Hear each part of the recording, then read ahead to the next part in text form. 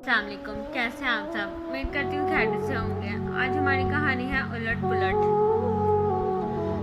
उमर इब्राहिम मुस्तफ़ा शरफू बहुत शरीफ सीधा साधा लेकिन बेवकूफ़ नौकर था। एक दिन बेगम साहिबा ने इससे कहा, शरफू मैं ज़रा बाहर जा रही हूँ, मेरी एक सहेली आने वाली है, तुम इसे ड्राइंग रूम में या मेरे कमरे में बैठाना और देखो वो सीधी सादी सी खतून है, तुम इन्हें परेशान मत करना, कोई गड़बड़ नहीं होनी चाहिए। ठीक है बीबी जी, आप फिक्र ना करें।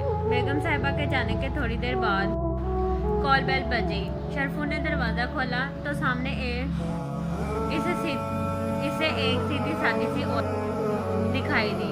शरफू ने इसे सर से पांव तक देखा। अस्सलाम वालेकुम, मैं बेगम साहिबा से मिलने आई हूँ। दरअसल वो औरत ने जैसे ही कहना शुरू किया, शरफू एकदम से बोला, अरे रे आपको कुछ कहने की ज़रूरत नहीं है, जारी है। बेगम साहिबा ने आपके बारे में सब कुछ बता दिया है, आप अंदर आइए, तशरीफ़ लाइए, आराम से बैठ जाएं। शरफू खतून को इसरार करके अंदर ले गया। दरअसल मैं इनसे ये कहने आई थी कि औरत मज़ीद कुछ कहने लगी। शरफू ने इसको चुप करवा दिया। अरे आप वजाहत ना दें, मुझे सब कुछ बेगम साहिबा ने बता दिया है, बस आप आराम से बैठ जाएं। शरफू मियाँ बिस्किट और निमको वगैरह भी ले आए और कहा, आप ये लेना।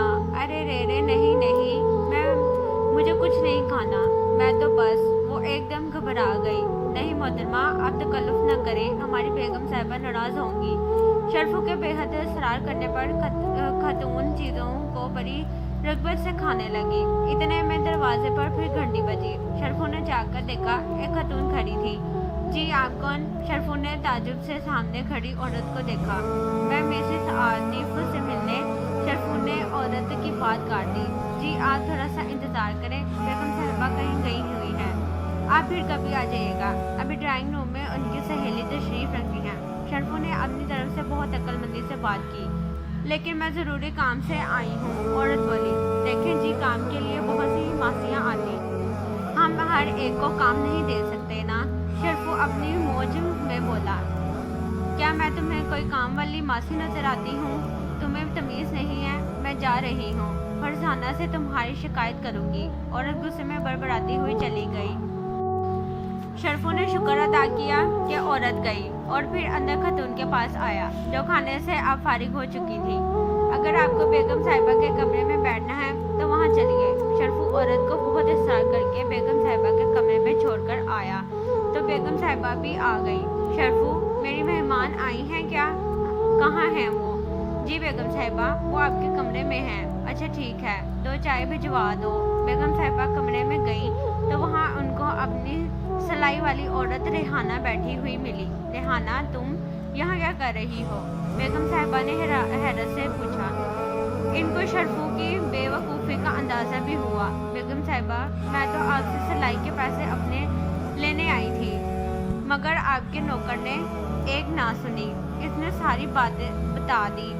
उफ शरफू इधर आओ, ये तुमने इन्हें क्यों पकड़कर यहाँ बिठाया है? और मेरी मेहमान कहाँ है? बेगम साहिबा, यही तो है आपकी मेहमान, सीधी सादी सी खतून। शरफू, तुम इस हद तक बेवकूफ़ हो कि मुझे अंदाज़ा हो गया है, ये तो रेहाना है, कपड़े सिलाई वाली। बेगम रिजवाना सर पकड़कर बैठ गईं। इधर शरफू साहब बड़बड़ाते हुए बाहर को लपके। इसी वक्त सेठ साहब अंदर दाखिल हुए तो वो उनसे टकरा गए। ओह साहिब जी, माफ़ कर दें, शरफू ने कहा। क्या हुआ, इतने हड़बड़ाए हुए क्यों हो? आतिफ साहब बोले। अरे साहब जी, बेगम साहब को शौक सदमा लगा है। शरफू साहब अनजाने में आला किस्म की उर्दू बोल गए। क्या कहा? आतिफ साहब घबराकर पलटे। फरजाना कहाँ हो, क्या हुआ? अरे नहीं साहब जी, वो सीधी सादी औरत ने शौक दे दिया। शरफू मज़ीद हड़बड़ाया। क्या कह रहे हो तुम? सेठ साहब बोले। इधर शरफू के पीछे बेगम साहिबा नमूदार हुई, इससे पहले कि वो शरफू को बातें सुनाती। शरफू तो ये जा वो जा। बेगम साहिबा सर पकड़कर बैठ गई। اور سیٹھ صاحب بھی کچھ سمجھ گئے اور وہ بھی وہیں کھڑے کھڑے مسکرانے لگے۔